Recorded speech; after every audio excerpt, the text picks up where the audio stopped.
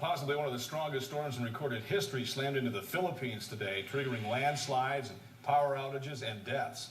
Typhoon Haiyan unleashed 30-foot waves, 200-mile-per-hour plus winds. It forced more than 1 million people across the Philippines out of their homes. So far, 4 deaths reported in the Philippines, but that number expected to climb significantly. About 20 typhoons hit the Philippines every year. In 2011, Typhoon Washai killed 1,200 people. Well, maybe happening thousands of miles away, but the destruction in the Philippines is hitting home to many in Utah today. Some have family and friends in the Philippines. Others have an LDS missionary son or daughter that is serving there right now. Yeah, our Dan Rascone is on this story for us today, joining us live. Dan, some of these folks are worried about their loved ones who may have been in harm's way when that typhoon hit. Yeah, Mark and Christina, a lot of worries out there, and the latest word from the LDS Church is that they are still trying to contact one group of missionaries that are out there in one of the missions. Now, all you have to do is just look at some of the pictures here by the devastation left behind by this typhoon, and you can quickly see why so many people are worried. And of course, the hope is that most people heeded the warning. This is just so bad. Kathy has been an emotional wreck for the past 24 hours as she gathers whatever news she can on the horrific devastation caused by a powerful typhoon that swept through her hometown in the Philippines.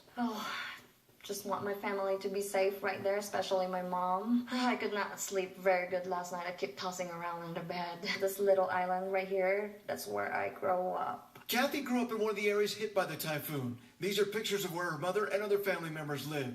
She got a call from her mom at 9 o'clock on Thursday night saying the storm was coming. Then she heard nothing until 6 o'clock Friday morning. The word from her homeland? Massive destruction to their property, but everyone so far is accounted for and okay. You know, I'm not shaking anymore, like, I don't cry anymore.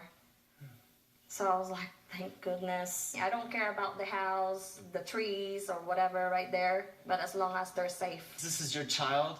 You've sent him off. Kirk Hedman has an LDS missionary son in the Philippines. You're assigned to labor in the Philippines. Elder Mac Hedman left just a couple of weeks ago to the Missionary Training Center in the Philippines. Posted a map of the Philippines and where Mac is located. Kirk says he's been tracking the storm for several days. I tracked it really closely and noticed the eye of the storm, and so of course we were a little bit worried and waiting for him to send messages. Kirk got an email from his son Thursday night saying he's okay.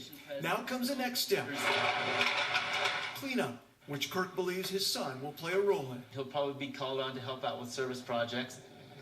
Now, according to the LDS Church, all missionaries are safe and accounted for except for those missionaries serving in the Philippines. Tacloban mission, that's the only place that they have not been able to make contact with there. The church says it's in the process of trying to get communication equipment to the mission president to that area to give a report on the missionaries. Those missionaries were said to be moved to a safe area before the typhoon actually hit. Mark, Christina, back to you. All right, Dan, thanks.